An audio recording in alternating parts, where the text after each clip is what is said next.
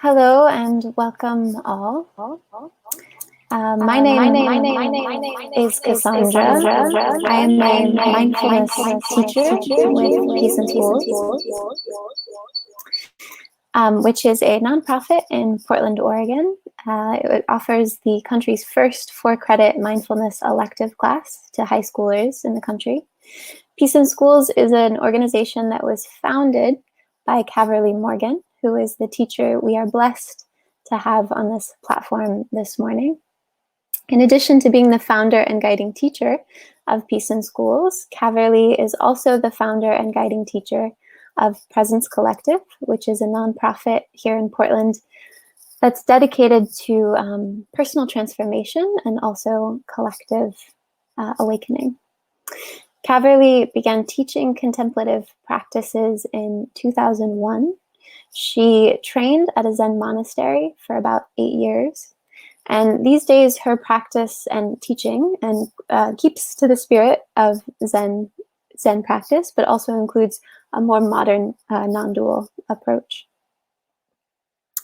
The way that today's session will work, it'll be about a 30-minute guided meditation, followed by a Q&A that will take up the rest of the hour. The last two things I will say is that Sangha Live is the world's largest Dharma practice group that is open to anyone to join, and they run their efforts to offer these wisdoms and teachings by donation.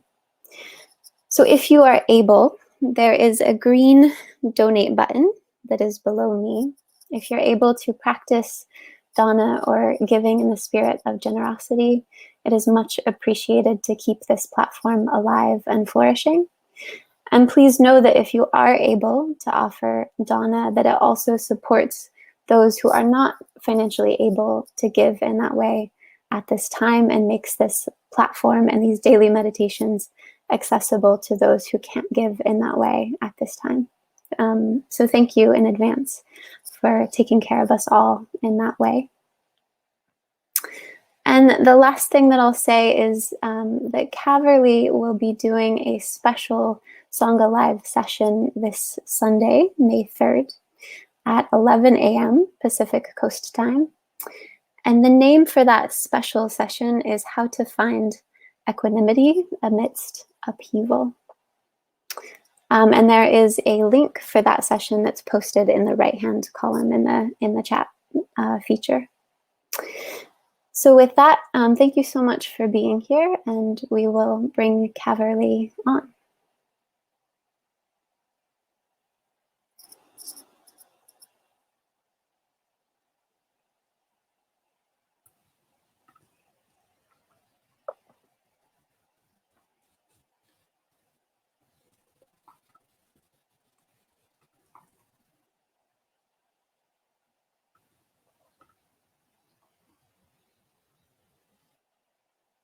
Oh, apologies. I'm just having a little bit of trouble bringing Caverly on. Just bear with me 1 second.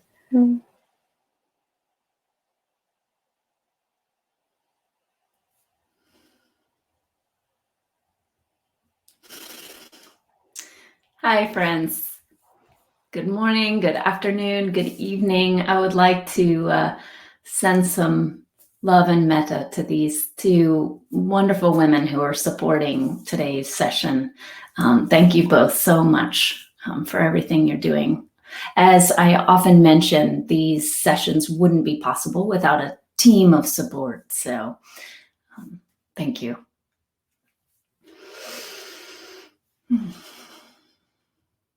So for today's meditation, I did get some feedback that folks, many of you appreciated the reading yesterday from the Radiance Sutras. And so I thought I'd start today's meditation with another. And as always, thanks for saying hello in the sidebar. Something that I haven't done recently. Oh, and by the way, Spencer, thank you for your question, just in case others didn't know this. I do want to acknowledge that we have decided to continue with these sessions. I'm grateful that my friend Richard here in Portland pointed out to me this morning that on the Caverly Morgan website, the event that provided the link to the morning sessions was down, and that's because we originally committed to through April. So the back-end automated response from the website platform is to just remove the event because we thought it would be done. It will continue. At this point, Jake and I decided we would continue through this experience of COVID, at least this current situation, or the current relationship we're having with many, if not most of you on this call being somewhat quarantined. So Richard, thank you for drawing my attention to that. Thanks for being here, and thank you all for being here. I'm really, really glad as always to be here, and I'm looking forward to Sunday's session as well. I hope you'll be able to join Sunday. So yes, as I mentioned, we'll do one more reading today from the Radiance Sutras. And if you weren't here with us yesterday, no problem. I want to be able to quote who I'm going to be quoting at the beginning of the meditation. So it's the Radiance Sutras. And this particular translation I'm working from is Lauren Roach. So come into whatever position works best for you. And as I mentioned, I haven't recently invited people to offer a word or phrase that encapsulates what you're present to in this moment there in the sidebar. So please take a moment, if you would, and just name anything that's alive for you. So rather than this morning just naming where you're calling in from, where you're joining us from, let us know, just a word or phrase, anything that you're present to or alive to today. Sharon Sadness, thank you. Gratitude. Hello, Kiki.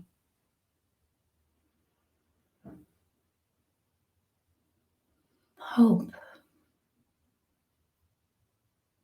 I'm feeling open. More gratitude and humbled by nature, potential or possibility, peacefulness, patience, gentle excitement, present to the blue sky being above, and love, pensive, acceptance, trying to settle. Friends, thank you. Resting as awareness, Maria. Okay, great. Evelyn, wonderful. Thank you, Mary Jane. Glad you're here. So friends, treat this space like a Dharma hall. This is our virtual Dharma hall. Good morning, or for you later. Julian, hello. Wendy, as if my empathy was not fluent. Yeah, thank you. So coming into the position that will be most supportive to you for a half an hour period of meditation.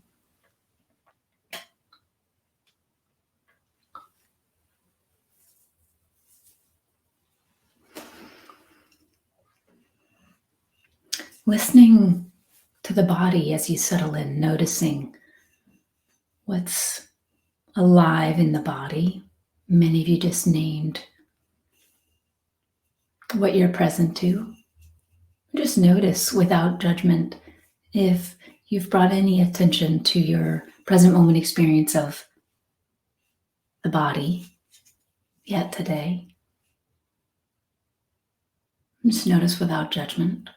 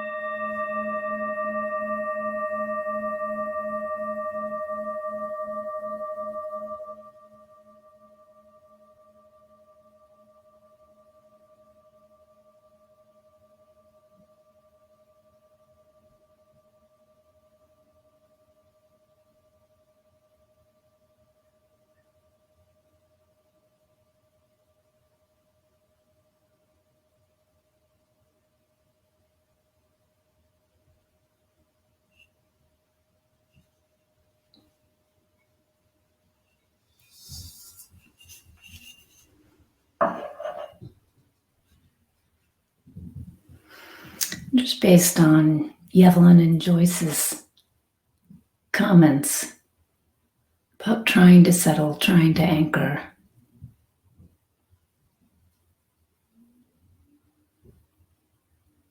Let's tend to both those desires by freely giving the attention to the breath in this moment.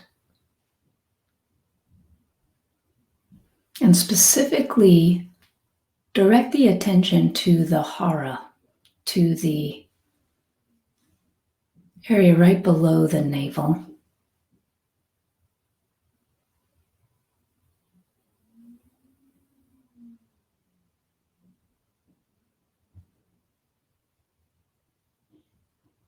You might even wish to place a hand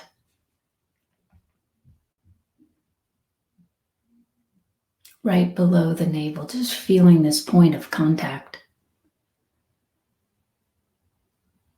The warmth of your own physical presence.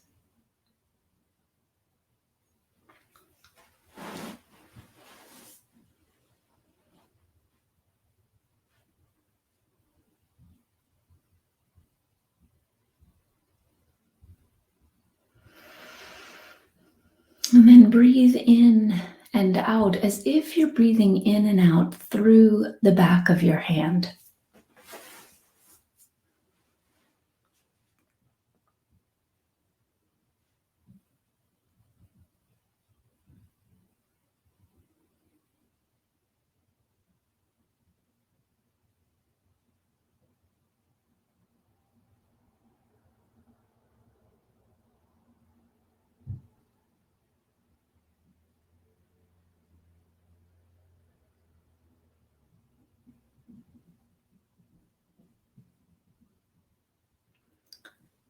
So if you've been sitting with me in these morning sessions, you know that have been strongly advocating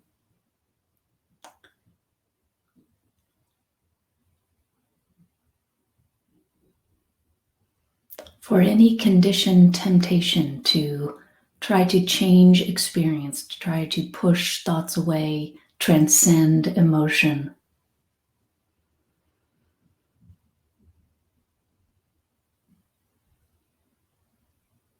So even though in this moment we're directing the attention to an object, albeit a subtle object, the object of the breath, continue with this practice of no need to push anything away, change anything.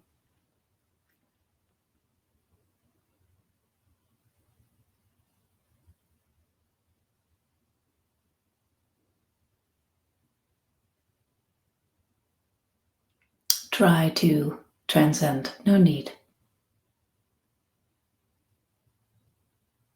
Just direct the attention to the hara. Give the attention freely to the hara.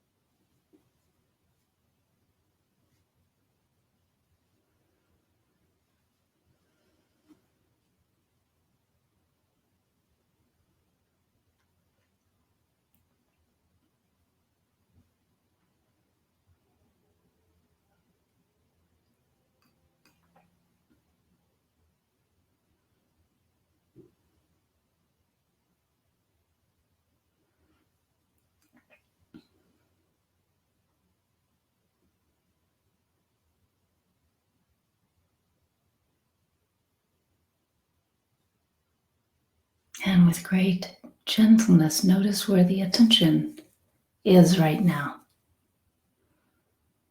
If it's wandered off, if it's indulging story, or if there's identification with the conditioned mind in some form. No judgment, just notice and return.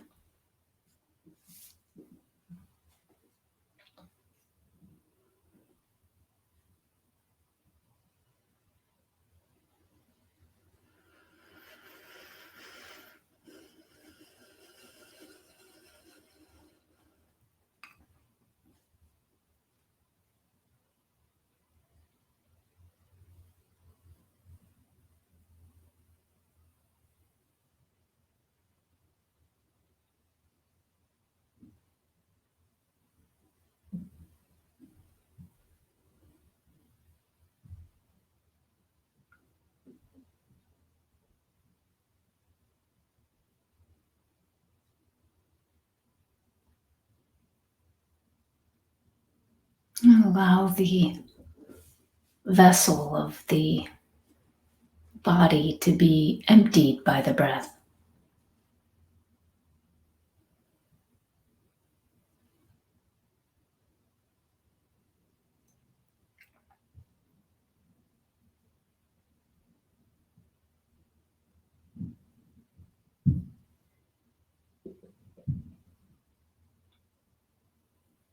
Allow the mind to settle.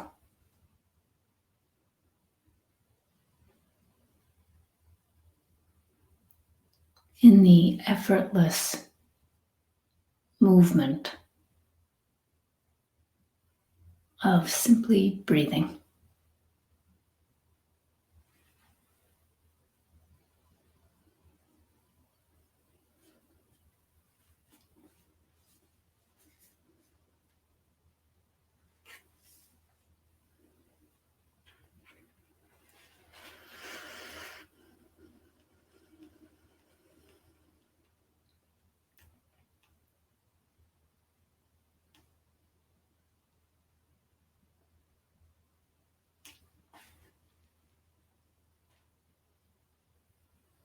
Waves rise from water. Flames arise from fire. Rays emanate from the sun.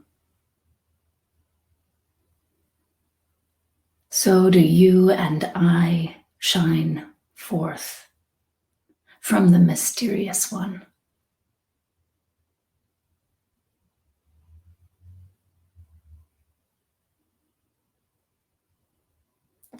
Waves rise from water. Flames arise from fire. Rays emanate from the sun. So do you and I shine forth from the mysterious one.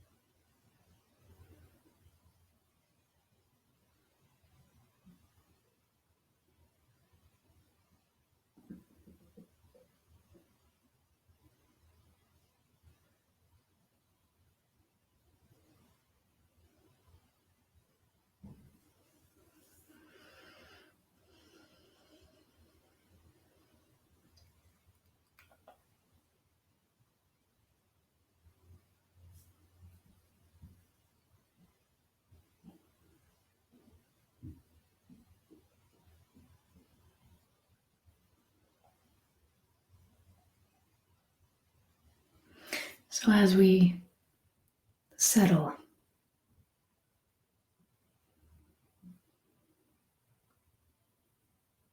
as we settle the attention, direct the attention to the hara and settle the attention there. Allow the hara to be a gateway, a door of sorts.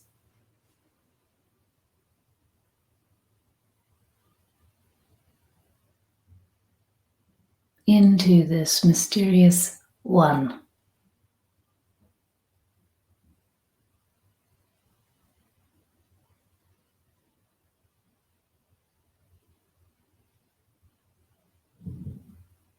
Not one in the singular sense.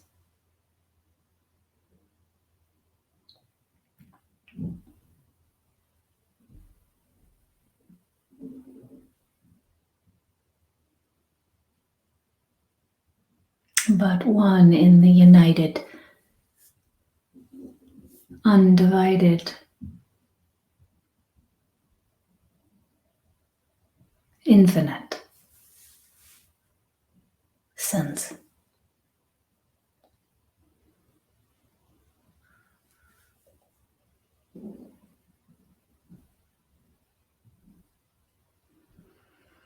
The one that is beyond time and space.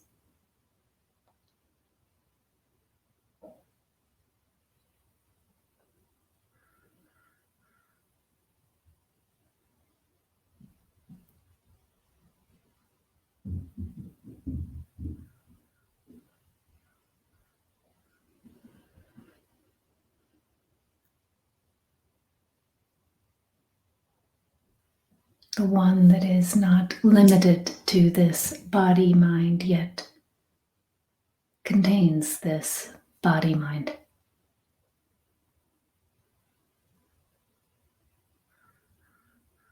Holds and animates this body-mind.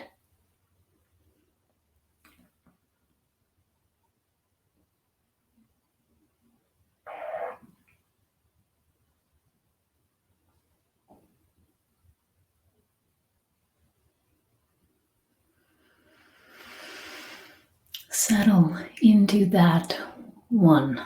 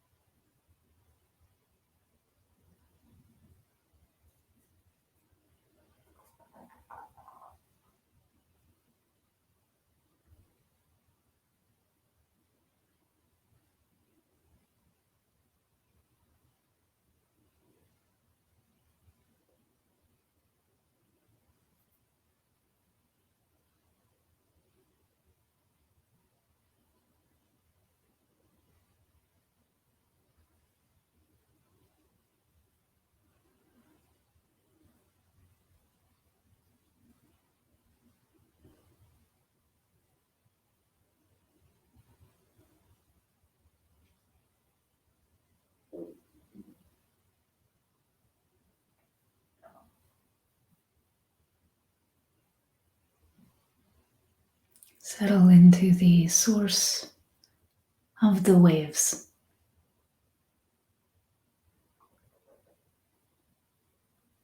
The source of the flames.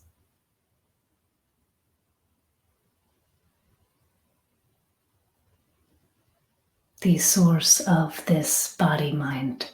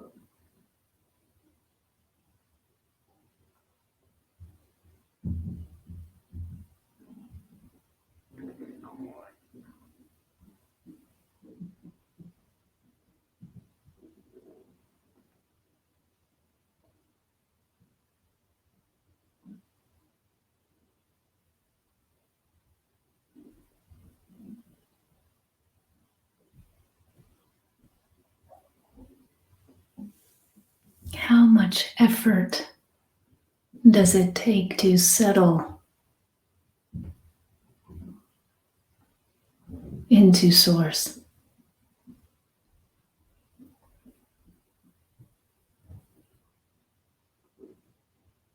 Simply notice.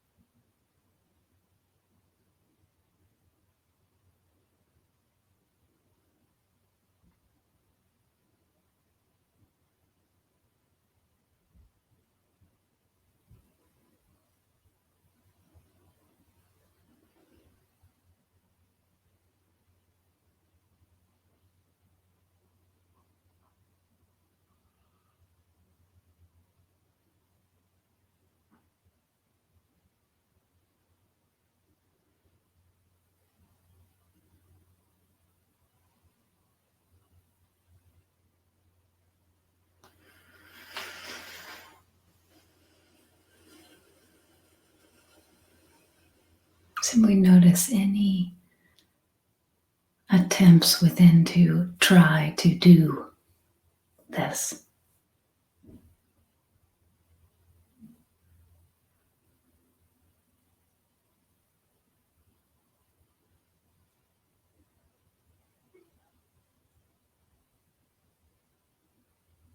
Rather than allow.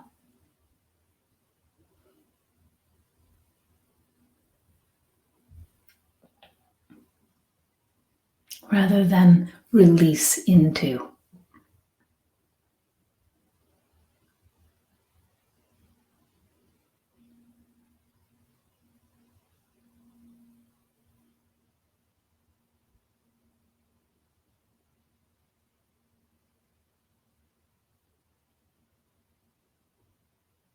Trying, striving isn't bad or wrong.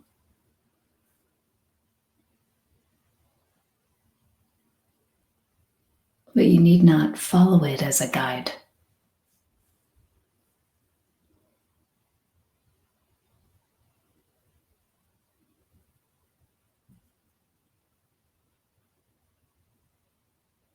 Simply allow.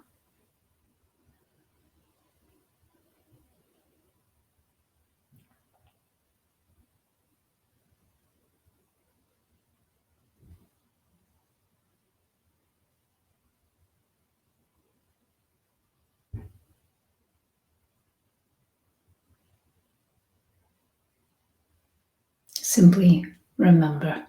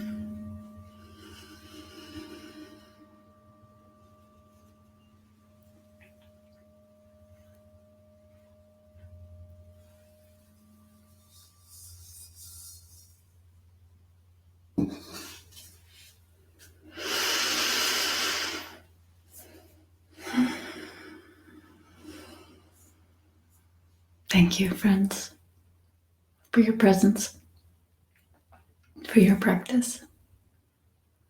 This non-practice practice of being ourselves. This is my moment to remind you to support this platform if you are able. Green button below is the way to do it.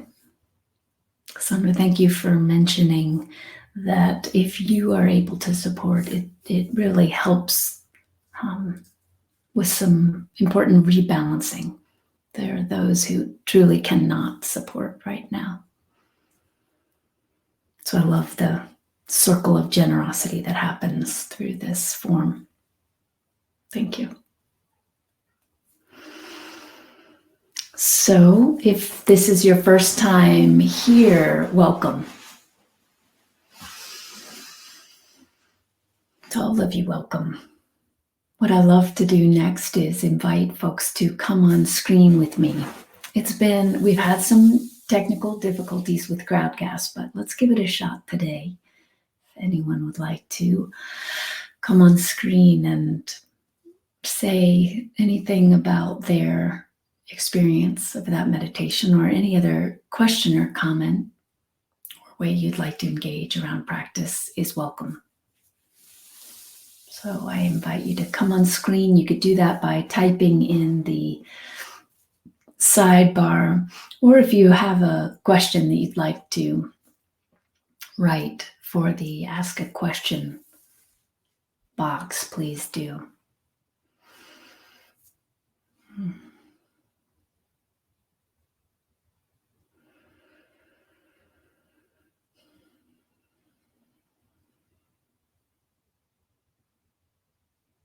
Melanie, I'm just seeing your comment, continually curious.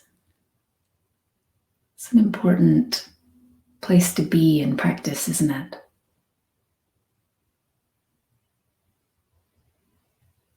Committed to this mind of inquiry, curiosity. And with that, resting into this practice of I don't know mind, of not knowing. So thank you for that comment.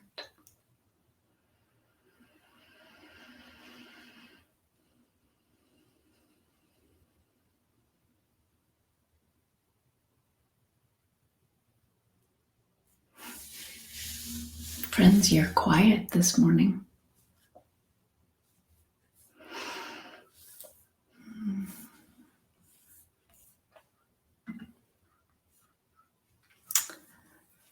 Hi, Joyce. Thank you for your comment. I have a hard time allowing versus trying.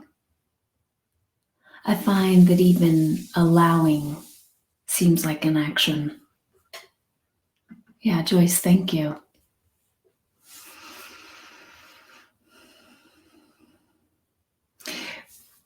You know, it's interesting. We are deeply habituated, deeply conditioned to effort. And we are accustomed to using that experience of efforting to be like a payment of sorts. Like this experience I'm having, I deserve because look how I efforted to get there. It's important to acknowledge that that's all the game of the ego. That's all the dance of the ego. It doesn't mean it's bad or wrong. And it doesn't mean that through applying effort to things, we don't see results. Of course we do. But consider for a moment that image of a clenched fist. It actually takes more effort to keep that fist clenched than it does to allow relaxation.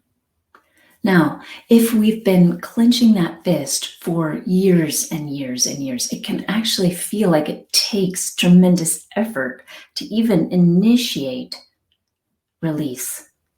So often for us, if it feels difficult, this allowing, it's because we're that conditioned, that habituated to link efforting with experience, to see it as required, to know ourselves as that which efforts.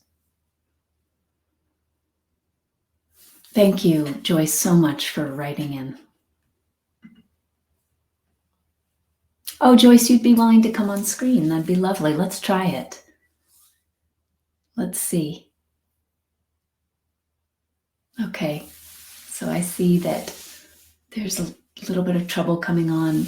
I tell you, friends, thank you for all those who still are trying to come on screen. Yeah, but it's just tricky, isn't it? We tried on Safari. Okay, trying on Chrome. Thank you. Spencer, you'd be willing to come on camera. Now that's hopeful thinking and share what's been experienced. Wonderful. Okay, so we will, I will allow, Caroline is in the background today. I'll allow Caroline to help us see if we can get that to work. Okay, Sandy. Yeah, okay, Spencer, you're trying on Firefox today. Thank you. Sandy, how is it wise to relate to our family of origin in regard to identifying and creating a story to attach to? How is it wise? Sandy, I wonder if you have the capacity to write in the sidebar. I would love to hear a little bit more. Oh, yay. Hang on, Sandy. We'll come back to you. Well, Spencer, hello. Daisy, good morning. Whatever you just did, write it down. I'm on a different browser. I'm on Firefox. Okay. Firefox. And I'm getting another computer today or tomorrow, so maybe it will work on Chrome there. Who knows? Maybe that will help.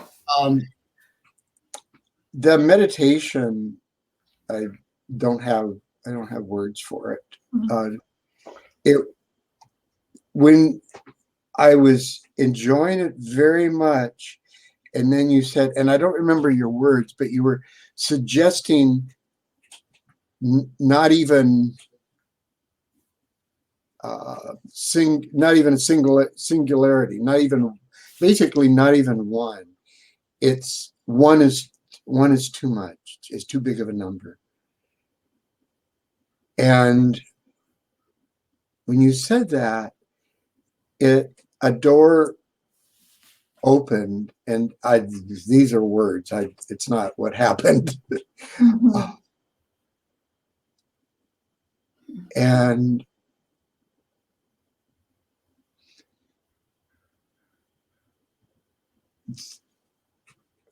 at first there was noticing feeling in the body, sensations in the hara and energy, and even that was too much. It's even closer than that.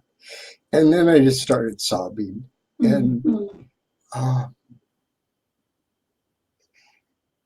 And afterwards there were times when I was thinking of my attention went to Manju, who's my miniature Australian Shepherd, who is in the chair next to me, just so precious.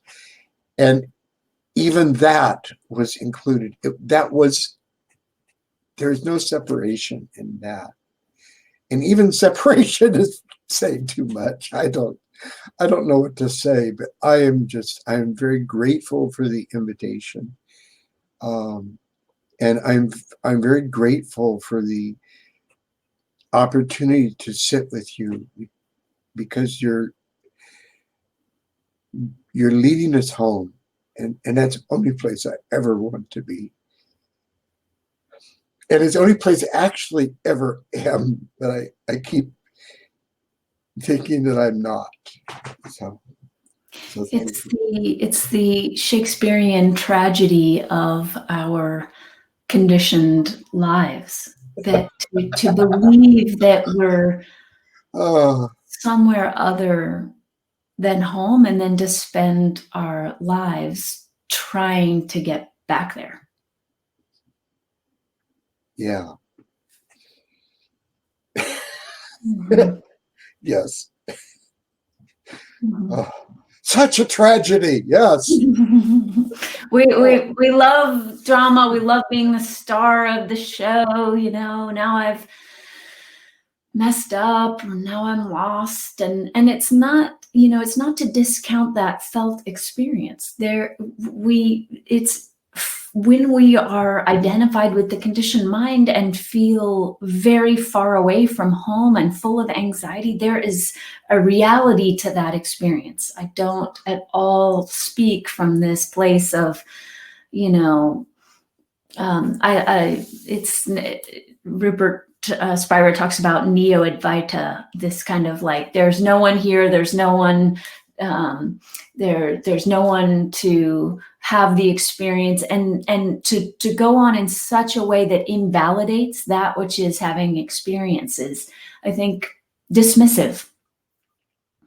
So yes, you're going to have moments where you forget, Spencer, and that's fine. That even that forgetting is happening within the context of home. Yes.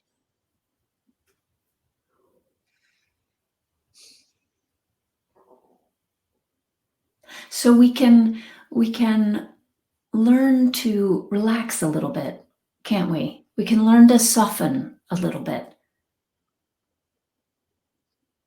There will come a time where we exhaust, to go with what Joyce started with, we exhaust our ability to believe that it is through our efforting and our force that we will know the refuge of our own being. that was something else that happened. At one point, a thought came about something. Who knows? And so the next one was, oh, I need to get back there. And so I was trying, Yeah. and then I started laughing because how could I hadn't left. It's difficult to try to be yourself. Yeah. You just are yourself. Spencer, thank you so much. I'm glad that it worked to come on. It's lovely to connect with you. Thank you for Lovely to connect with you. Thank you for being here. Thank you. All right, it sounds like Joyce is going to try to come on as well. Hopefully, it doesn't take too much trying. If only our technology could mirror our theme today, so that it was truly just effortless. That would be lovely. Linda, thank you for your comment. The gift of awareness of oneness, though fleeting, is indescribable. I felt the hara pulse through the sensations of the physical self, not self, singularity and expansion. Though this sounds contradictory, I felt parts of me awaken that have been walled off and frozen. This aliveness is delightful. Linda, thank you so much. It's not at all contradictory. One of the reasons I love Zen so much is that it acknowledges, embraces, and celebrates paradox. Thank you for naming this paradox. Well, Joyce, I'm sorry to see that it's still not working. I do appreciate your trying. Kiki, I agree with you, Spencer. Caverly reminds us over and over that we are already home, even though we don't realize it. Yeah, thank you, Sangha friends, for naming your experience in this way. And important to acknowledge, please remember, if you're not having that felt experience, that's not bad, not wrong.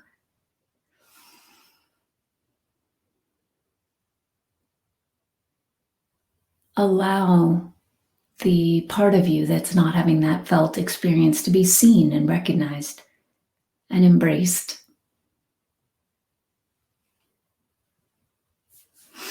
Sandy, back to your question. How is it wise to relate to our family of origin in regard to identifying and creating a story to attach to.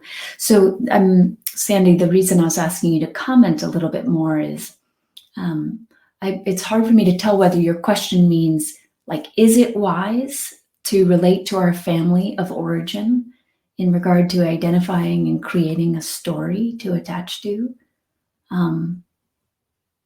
How is it wise? That's how I'm interpreting it in this moment. You'll have to type in and let me know if there's another way that you mean to inquire.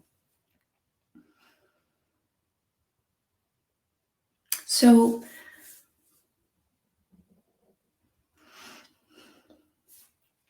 the way that it is wise to relate to our family of origin is the way that it's wise to relate to all things, which is to see ourselves in all things, which is to practice not identifying with our habitual and conditioned ways of relating. So Sandy, you've been a regular on these calls. Thank you for that. And you've heard me talk about our conditioned tendency to be in relationship. So I relate to you. And so there's a subject-object relationship at play.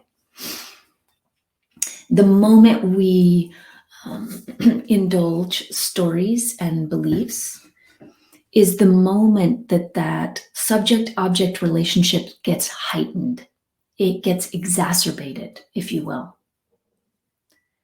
So it's not wise to relate to family of origin through the lens of duality and through the lens of creating stories and being attached to our beliefs and assumptions. So Sandy, you just did a follow-up question. So how can balanced relationship with family be achieved? Through the process of disidentifying with the conditioned mind. Through the practice of knowing family through the direct experience of presence, rather than knowing family through identification. Now, here's what's important to acknowledge, Sandy. From presence, there might be clarity. The boundaries are needed. I don't know anything about your family circumstance, so it feels very important to me to acknowledge that I'm not suggesting that if you're in an emotionally abusive or physically abusive situation, that it's your work to just disidentify, not perceive yourself to be the victim, let go of your beliefs, and stay in that circumstance. That's not at all what I'm suggesting. You might, through disidentifying with all of your conditioned stories, for example, disidentifying with the story that the only option for you is to be a victim, there might be clarity that a boundary is called for. So that will be yours to explore. This isn't about the content of what you should do. This is about the process. The process that I'm underlining is a process of relating from a direct experience of presence, relating from the recognition of who you are, and relating to another while focusing on who they authentically are. So recognizing, I'll use myself as an example. So if I'm relating to my husband only through the lens of the conditioned beliefs and assumptions I have about who he is, our relationship will look a particular way. It'll be limited in a particular way. But when I have my eye on who he truly is, and when I'm experiencing in relationship to him who I truly am, the relationship has a different quality or tone. So it comes down to a practice of disidentification and a practice of seeing clearly. That will be the most support to you. And remember, that doesn't mean anything about the content. Don't fall for that conditioned story that a good spiritual person can just be in any relationship and it will all be equally fulfilling. No, it's no problem that you might, again, there might be clarity. There's some relationships that are truly not nourishing.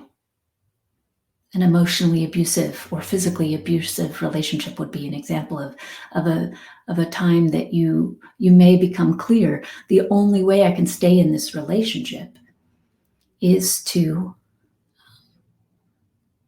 be, the only way it would be possible is if I were indulging thoughts that says, I don't deserve better. I don't deserve more. He's right. I am a bad person that needs to be punished. Those kinds of things are what keep cycles of abuse in place. So without knowing more about your situation, Sandy, I do hope that was useful. And we are at our time, but I just want to read your question, Emily, and see if it's something I could respond to briefly. And if not, perhaps it will come up in our Sunday call. I do want to invite everyone here to join me on Sunday. There'll be many people who aren't able to join during the week that will join us, and it would be lovely to have you there. Do you have some suggestions for practicing compassion for others on a daily basis? It is easy for me to close myself into a comfy cocoon with just me and my husband and not think much of others. I want to work on opening up. And no apologies needed. It's totally fine to be camera shy. Thank you for writing in, Emily.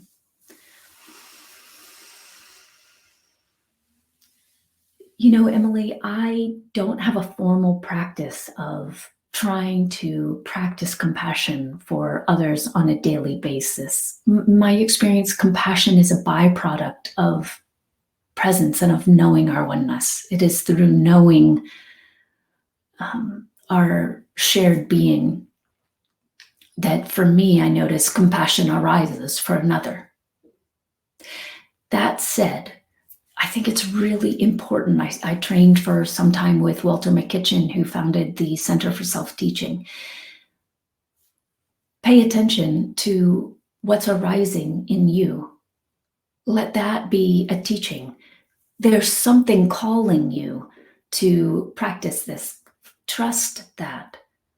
Create a practice that allows you to offer compassion to others and just notice what's happening. Trust that call. Trust that there's something, the Quakers call it the still small voice within, that's calling you into that movement. You might appreciate metta practice. Commit to it for 2 weeks. Commit to a daily metta practice. And if you're not familiar with metta practice, you could metta practice is very easy to find anywhere online. So it's METTA, or loving kindness practice. I have a loving kindness meditation that I offered through the Sangha Live, through these daily meditations. It's recorded, it's on their website. And actually, they're not titled on the Sangha website yet, and they are being titled on the Caverly Morgan YouTube channel. So my assistant is just getting that underway, and Joyce is on this call. Thank you, Joyce, for all your work around titling. You will, and actually it might even already be up on the Caverly Morgan YouTube channel. So please look for it. It's a loving kindness during COVID practice. Use that as just listen to it so that you can set a tone for a daily metta practice, and you can make it shorter, you can adapt it as you wish. But yes, follow that thread. It's to be trusted. Thank you for writing in, Emily. So yes, thank you, friends. Thank you so much for being here. Thank you for checking out the Sunday call, the way to perhaps get on stream for the Sunday call if you'd like to do that. Thank you, Emily. And yes, Julian, it's Walter McKitchen, and unfortunately he doesn't have much published work. He's hard to track down, and he's passed now. But yes, Joyce, thank you for acknowledging the metta practice was April 14th.